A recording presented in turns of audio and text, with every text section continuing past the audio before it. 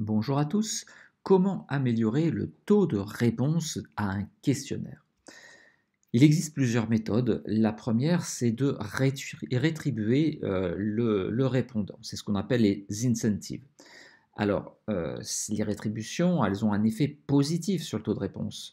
Et on peut citer parmi les rétributions les principales suivantes. D'abord, premièrement, on va donner les résultats de l'enquête en retour. Si les répondants remplissent le questionnaire, ils auront les résultats de l'enquête.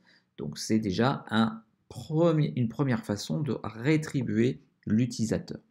Ensuite, on peut également faire participer les répondants à un tirage au sort. S'ils répondent au questionnaire, ils seront membres d'un tirage au sort et pourront gagner un ou plusieurs lots. On peut aussi leur proposer un bon d'achat. On peut aussi leur reverser une somme, on peut aussi reverser une somme d'argent à une œuvre caritative s'ils remplissent le questionnaire. Par exemple, un centime sera reversé à telle association en fonction du nombre euh, de questionnaires remplis. Et enfin, une rétribution financière directe. Donc, vous voyez que je suis allé du moins coûteux, je donne les résultats de l'enquête, au plus coûteux, je rétribue le répondant. Tout dépend de l'importance de l'enquête que vous faites remplir. Une deuxième façon d'améliorer le taux de réponse, c'est la lettre d'accompagnement. C'est-à-dire qu'on l'a vu dans la vidéo précédente, en général, ce que l'on fait, on envoie un mail à une personne et cette personne, après avoir lu le mail, va ou ne va pas répondre au questionnaire qui est en lien. Je vous mets ici un exemple de courriel qui pourrait accompagner ce questionnaire. Bien entendu, il faudra l'adapter au contexte, mais en général, on retrouve l'ensemble des informations suivantes. C'est-à-dire que d'abord, on va présenter l'utilité de l'étude, premier point. Deuxième point, on va euh, indiquer pour quelle raison la personne a été choisie. Troisième point, on va estimer le temps nécessaire pour répondre. Sur Internet, un indicateur de position est important. Vous savez, au fur et à mesure où les gens remplissent les pages, eh bien l'indicateur augmente et se remplit petit à petit. Enfin, quatrième possibilité, rassurer le répondant sur la simplicité et la confidentialité des réponses.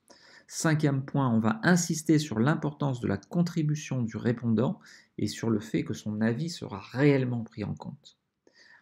Autre point, indiquer si possible les coordonnées et le nom d'un contact en cas de question, parce que c'est vrai que ça donne du sérieux à votre étude. Et enfin, dernier point, on proposera si possible une rétribution, un jeu ou des résultats en priorité de l'enquête.